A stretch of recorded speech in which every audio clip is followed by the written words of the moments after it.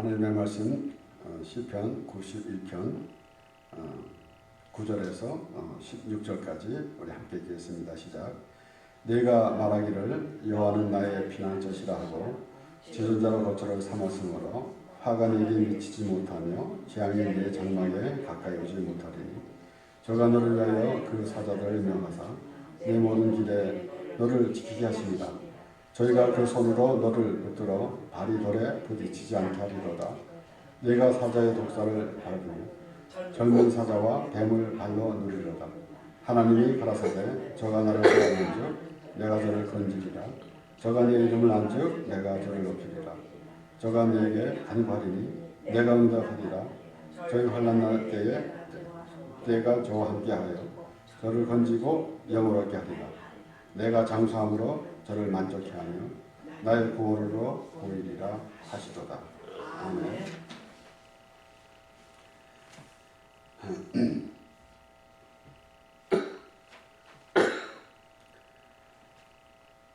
우리가 사실 이 세상에 살아가면서 안전하게 거하는 것이 아마도 가장 중요한 것입니다.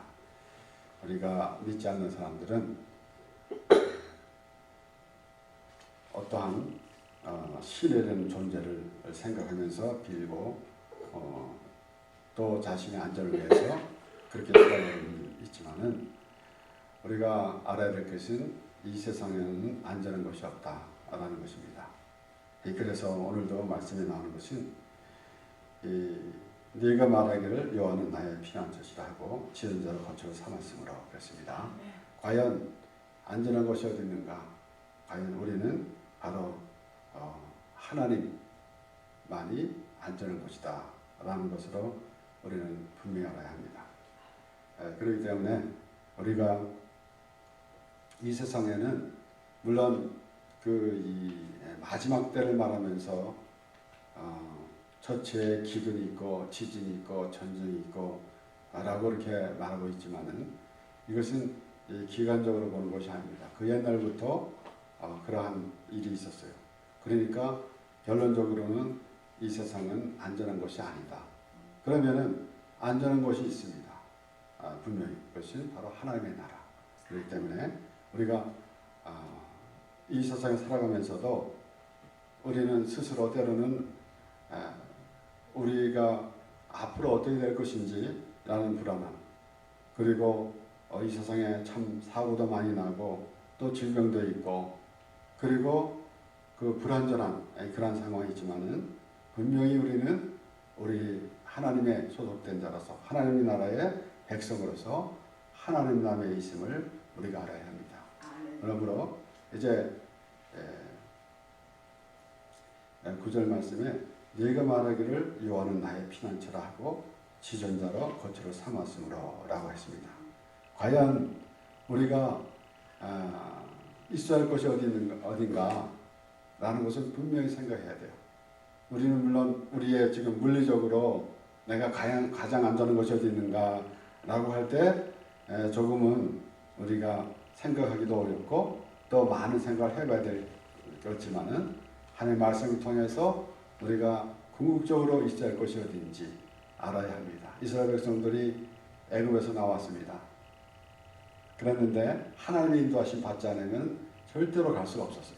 광야 생활을 하는데 우리 출애굽기 13장 20절에서 22절에 보면은 그들이 수컷에서 발행하여 광야 끝 예담에 장막을 치니 여호와께서 그들 앞에 행하사 낮에는 구름 기둥으로 그들의 길을 인도하시고 밤에는 불 기둥으로 그들에게 비치사 주애로 진행하게 하시니 낮에는 구름 기둥 밤에는 불 기둥이 백성 앞에서 떠나지 아니하리라.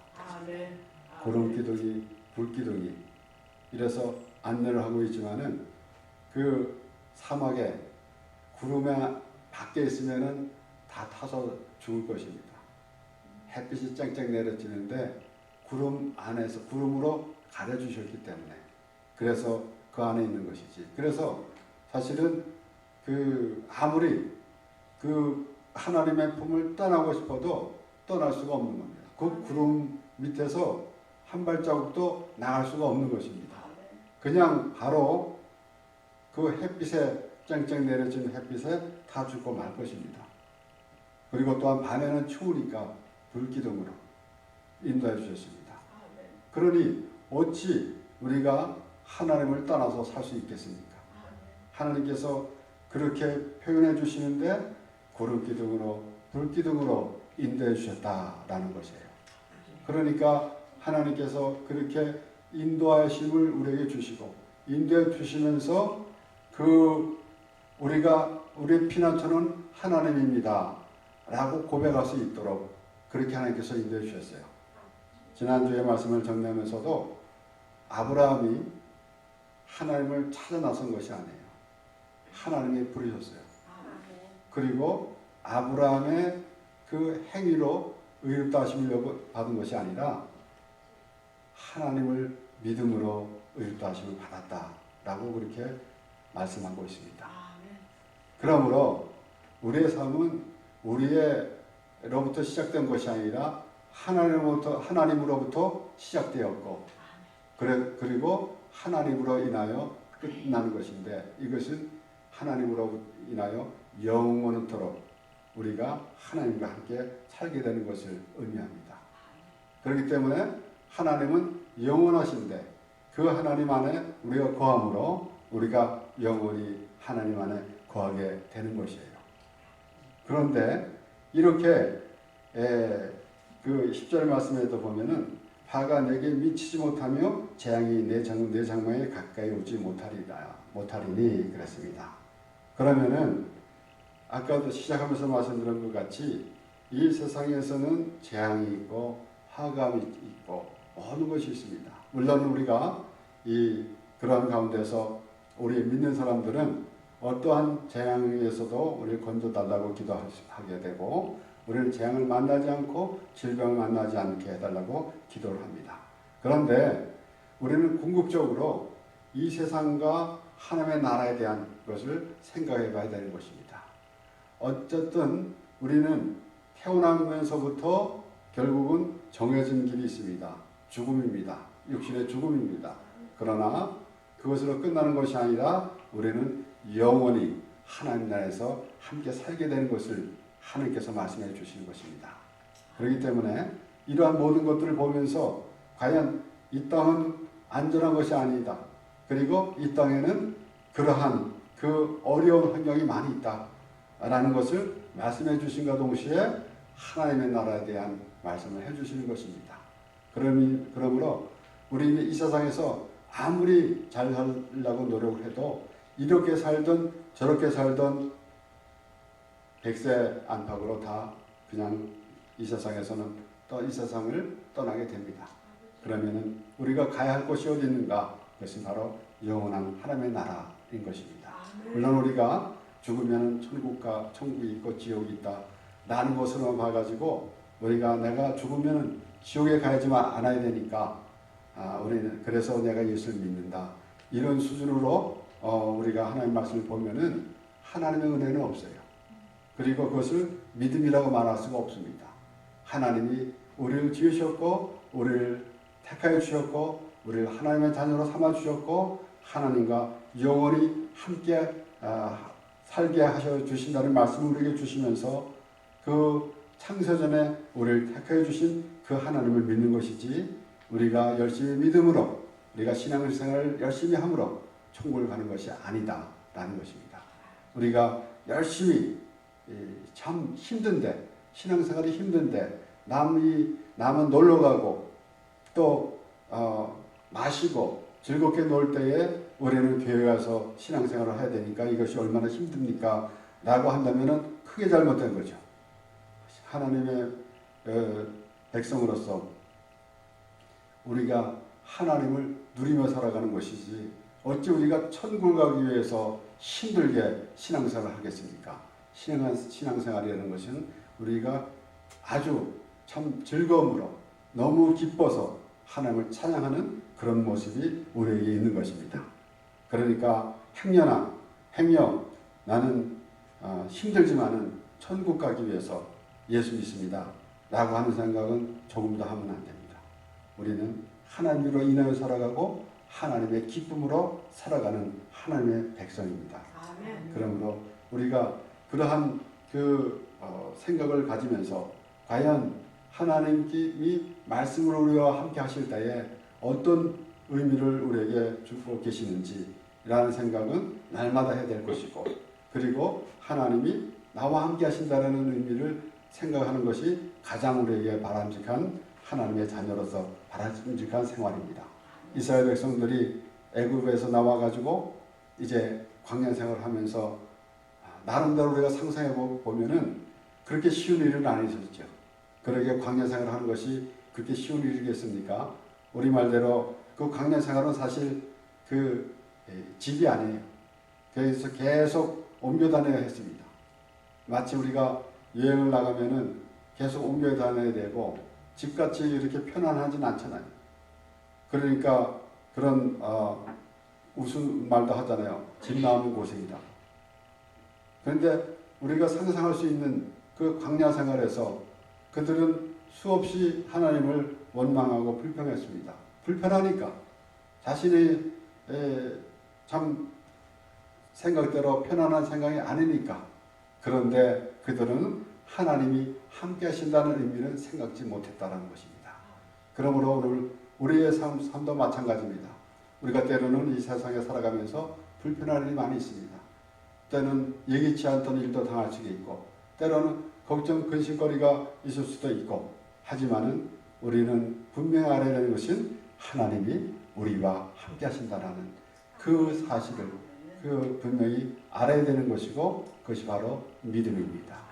그래서 우리는 하나님이 우리와 함께 하시니 내 삶이 잘 되길 바라고, 하나님이 함께 하시니 성적이 오르길 바라고, 이런 수준에서 벗어나서 우리는 하나님의 자녀이므로 내가 어떤 환경이 있다 하더라도 하나님이 나와 함께 하신다는 그 믿음으로 살아가게 되는 것이 가장 중요한 것이지, 우리가 우리의 생각대로 우리의 기준으로 내가 원하는 것을 얻기 위해서 그 하나님을 부르는 모습이 되어서는 안 되겠습니다.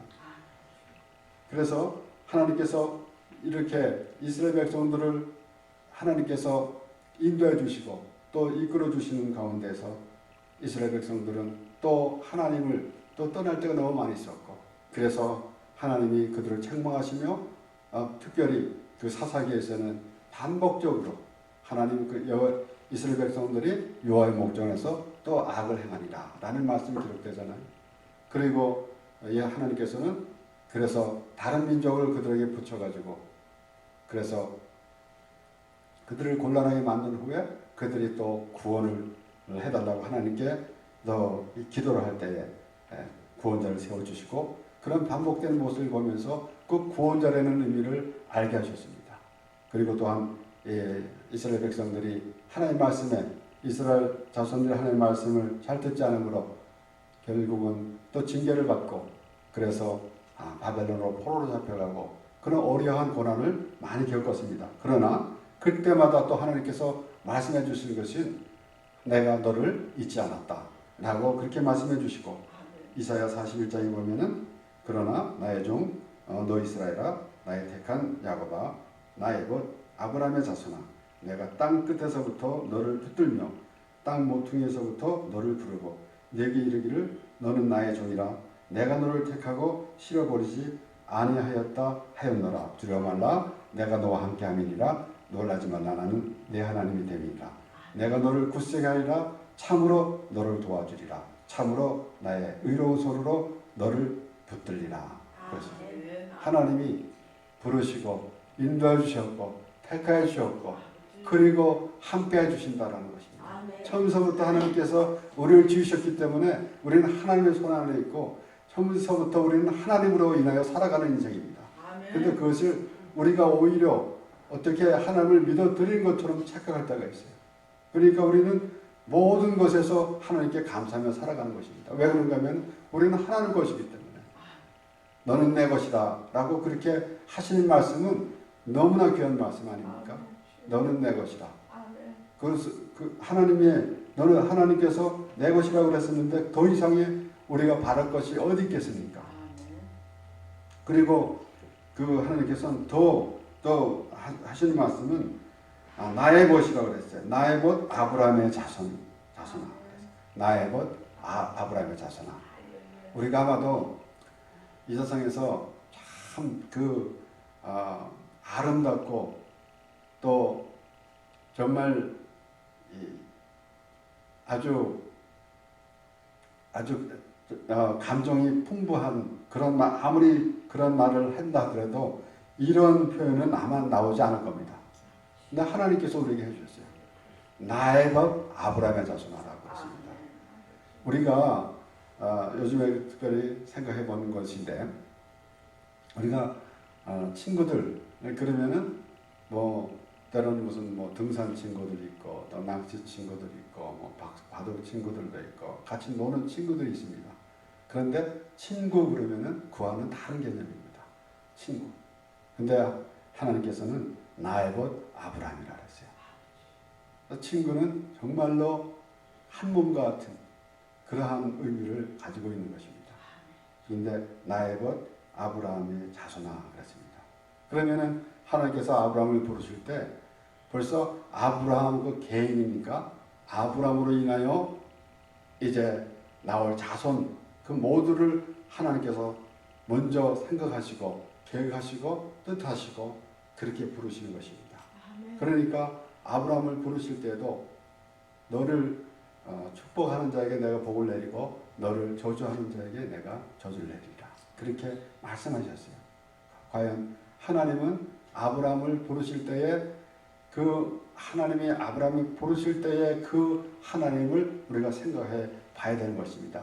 어떠한 그 심정으로 아브라함을 부르셨는가라는 것을 생각해 봐야 됩니다. 막연하게 신과 인간의 관계 그런 수준으로 사람들은 생각하고 있을 때가 많이 있습니다. 아주 다정하게 아브라함을 부르신 거예요. 그 하나님이 오늘 우리를 그렇게 부르시고 우리와 함께 하시는 하나님이십니다. 그러므로 두려워 말라 내가 너와 함께 하느니라 놀라지 말라 나는 내 하나님이 됨이니라 내가 너를 굳세게 하리라 참으로 너를 도와주리라 참으로 나의 의로운 오른손으로 너를 붙들리라. 우리는 이 세상에 살아가면서도 분명히 우리의 안위를 위해서 참으로 하나님께서 모든 것을 허락하셨기 때문에 때로는 우리의 기도를 들어주신 하나님께 기도합니다. 그러나 궁극적으로는 우리가 지금 이 땅의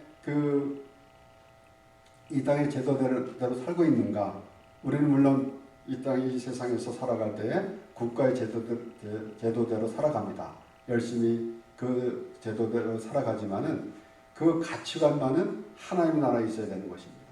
우리가 생각은 하나님의 나라에 있어야만이 그래서 우리의 살아가는 그러한 우리의 삶이 정리가 되는 것이지 그렇지 아니하고 사람의 생각, 이 철학적인 생각으로 가지고만 살아간다면은 답이 안 나오는 거예요.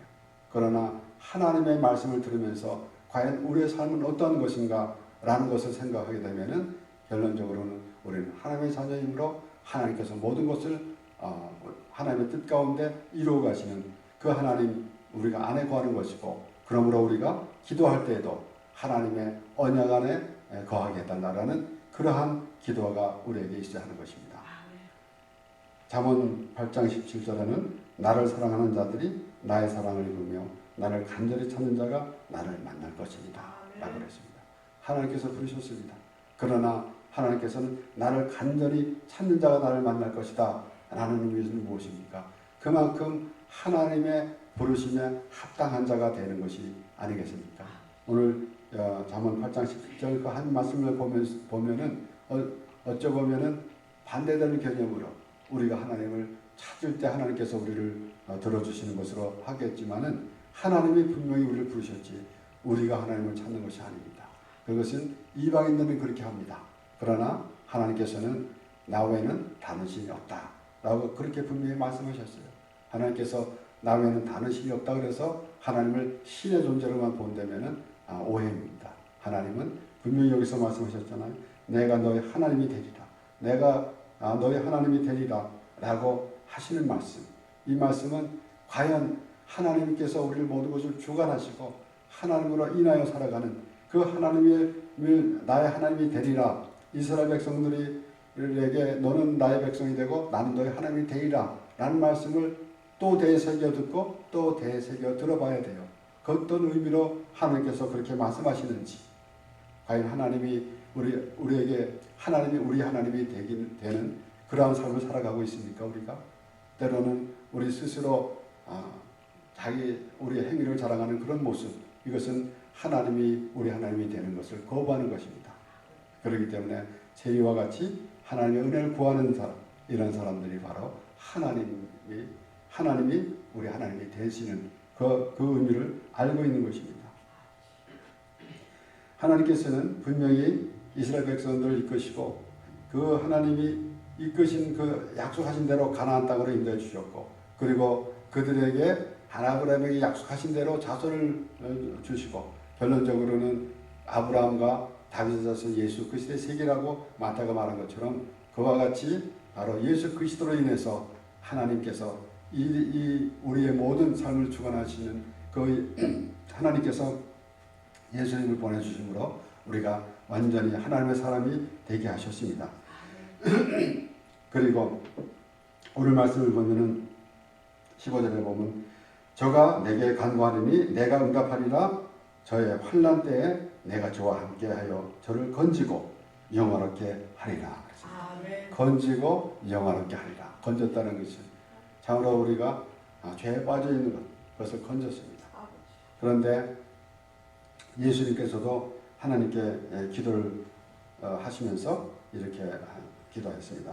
요한복음 17장 1절에서 5절의 말씀을 보면은 예수께서 이 말씀을 하시고 눈을 들어 하늘으로 가라사대 아버지여 때가 이르렀사오니 아들을 영화롭게 하사 아들로 아버지를 영화롭게 하옵소서. 아버지께서 아들에게 주신 모든 자에게 영생을 주게 하시려고 만민을 다스리는 권세를 아들에게 주셨음이로소이다. 영생은 곧 유일하신 참 하나님과 그의 보내신 자 예수 그리스도를 아는 것입니다. 아버지께서 내게 하라고 주신 일을 내가 이루어 아버지를 이 세상에서 영화롭게 하였사오니 아버지여 창세전에 내가 아버지와 함께 가졌던 영화로서 지금도 아버지와 함께 나를 영화롭게 하옵소서. 아멘. 예수님은 하나님께서 아버지께서 보내신 그 뜻대로 아버지께 기도한 것입니다. 그러니까 하나님의 그 뜻을 이루는 것이 예수 그리스도가 해야 할 일이고, 그것이 아버지가 뜻한 바 있는 것이고, 그것이 바로 영화롭게 되는 것입니다. 그러면은 우리는 어떻게 하나님께서 건지시고 영화롭게 하셨습니까? 우리는 바로 예수 그리스도를 믿음으로 말미암아. 예수 그리스도는 죄의 의를 부러운 것이 아니라 죄를 부러웠다고 그랬습니다. 그러면은 예수 그리스도에 합당한 자는 죄인임을 인정하는 자, 죄인임을 깨닫는 자가 예수 그리스도에 합당한 자가 되는 것입니다. 그런데 예수 그리스도에 합당한 자로서 과연 하나님 앞에 서게 되는데, 우리는 예수 그리스도의 십자가의 은혜로 죄사함을 믿는 그런 믿음이 되게 비로소 예수 그리스도가 아버지를 영화롭게 하였고 또 영화롭게 해달라고 그랬는데, 그것은 아버지하고 예수 그리스도와 아버지와의 관계겠습니까? 우리를 보시면서 하신 말씀이에요. 우리를 보시면 예수 그리스도가 지금 우리를 위해서 말씀하시는 거예요. 지금 하나님과 예수 그리스도가 그냥 둘만의 대화가 아니고 그 대화의 초점은 바로 우리라는 것이에요. 아멘. 그래서 우리를 보시면서 예수 그리스도께서 그렇게 기도하시는 것입니다. 그러면 우리는 바로 예수 그리스도를 말미암아 죄사함을 믿은 믿음으로 우리는 영화롭게 되는 것입니다. 그러니까 죄에 빠진 사람들 건져가지고 영화롭게 하셨다라는 것입니다. 다윗이 요나단의 아들 무비보셋을 그 쫄뚜발이 아무 쓸모도 없는 무비보셋을 왕과 같이 자리에 앉게 하셨어요. 그게 영화로운 거 아니에요. 그러니까 사도 바울은 로마서 8장 28절에서부터 30절에 우리가 알거니와 하나님을 사랑하는 자 곧 그 뜻대로 부르심을 입은 자들에게는 모든 것이 합력하여 선을 이루느니라. 하나님이 미리 아신 자들로 또한 그 아들의 형상을 본받게 하기 위하여 미리 정하셨으니 이는 그러 많은 형제 중에서 맏아들이 되게 하려 하십니다. 그리고 30절의 말씀입니다. 또 미리 정하신 그들을 또한 부르시고 부르신 그들을 또한 의롭다 하시고 의롭다 하신 그들을 또한 영화롭게 하셨느니라. 아멘. 하나님께서 아멘. 지금 건지시고 아멘. 영원하게 해주신다는 말씀. 그러면은 우리가 무엇이 간데 하나님께서 우리를 그렇게 사랑하십니까? 라고 그렇게 고백하는 말씀이 있잖아요. 그러니까 하나님이 그냥 건지신 그 정도가 아니에요. 영원하게 하신다는 것이에요. 그래서 다윗이 그 요나단하고의 그 관계를 생각해 보면서 우리가 아마 2000 몇 년 전인가 몇 년 전에 요나단과 다윗과 요나단에 대한 말씀을 보면서 얼마나 은혜를 받았는지 모릅니다. 하나님께서 우리를 사랑하시는 것, 참으로 그 뜻 약속하신 대로 하나님께서 그 아브라함에게 약속하신 대로 그리고 이삭에게 약속하신 대로 야곱에게 약속하신 대로 우리를 하나님께서 그 약속의 그 말씀으로 인도해 주시고 약속의 땅으로 가게 해 주시는 것. 그러므로 과연 그 다윗과 요나단의 관계를 보면서 다윗이 요나단의 아들 그 무비보셋을 그 쓸모없는 것 거기다 절뚝발인데 그러니까 무비보셋이 뭐라 그럽니까? 죽은 개 같은 말을 그런 의미를 생각하고 있지 않았습니까? 그런데 왕이 먹는 자리에 영원히 왕의 상에서 먹게 했다라는 것이에요. 그래서 우리가 바로 그와 같은 인생입니다. 우리가 건지심을 받았지만은 우리가 하나님께서 뜻한 바대로 우리를 부르셨고 그리고 우리는 죄인이기 때문에 의롭다 여김을 받았습니다. 죄인이 아니면 의롭다 여김을 받을 이유 없죠. 의롭다고 자신이 스스로 의롭다고 하는 사람이 내 의롭다 함이 어떤 의미가 있겠습니까? 오히려 자신이 의롭다고 생각하는 자는 그냥 죄인 그대로 있는 것이고 죄인이라고 생각하는 자는 의롭다 여김을 받습니다. 그런데 그 의롭다 여김을 받을 뿐만 아니라 영화롭게 하셨다라고 성경은 그렇게 기록하고 있습니다. 다윗은 그렇게 사도 바울은 그렇게 말하며 이제 또 미리 정하신 그들을 또한 부르시고 부르신 그들을 또한 의롭다 하시고 의롭다 하신 그들을 또한 영화롭게 하셨느니라. 그래서 우리는 때로는 이렇게 좀 웃음 말로 우리는 하나님 표야 라고 그렇게 말하잖아요. 분명히 다윗이 자기 이름을 위하여 우리를 의로운 길로 인도하셨다라고 시편 24편에 그렇게 고백했습니다. 그래서 우리는 하나님 표야라고 그렇게 우리가 무슨 말로 그렇게 말하지만 진짜 아니겠습니까? 진짜잖아요. 사실 우리는 우리 모습만 보면은 얼마나 참 불편합니까? 그리고 또한 그 하나님의 말씀을 보면서도 하나님 앞에 우리가 부끄러울 때가 얼마나 많은지 모릅니다. 그런데 그러한 우리를 하나님이 우리를 그 죄에서 건져주시고 우리를 영원하게 하여 주셨습니다. 그러니까 우리 지난주에는 예수 그리스도로 말미암아 하나님으로 더불어 화평을 누리자라고 사도 바울이 그렇게 말했어요. 로마서에서. 그것은 예수 그리스도 때문에 하나님과 더불어 우리 스스로 혼자만 우리가 신앙생활하면서 혼자 기뻐하면은 그것은 그냥 종교 생활이에요. 자기가 만족해 하는 것. 하나님이 과연 나를 기뻐하시는가? 내가 하나님으로 기뻐할 때 하나님이 나를 기뻐하시는가? 라는 것을 생각해야죠. 그러니까 하나님과의 연합, 그것은 바로 예수 그리스도의 은혜 안에 있어야 되는 것입니다. 우리가 나의 행위를 자랑하면서 하나님과 함께 즐거워한다, 하나님과 함께 화평을 누린다 라는 것은 말이 안 되는 거예요. 우리는 오늘 시편 기자가 과연 말하는 것은 과연 하나님께 간구할 때에 저가 내게 간구하니 내가 응답하리라. 저희 환난 날에 내가 저와 함께하여 저가 하여 저를 건지고 영원하게 하리라 라는 그런 말씀. 하나님께서 우리를 건지시고 우리를 영원하게 하나님의 나라의 백성으로 삼으시고 하나님께서 귀히 여기십니다.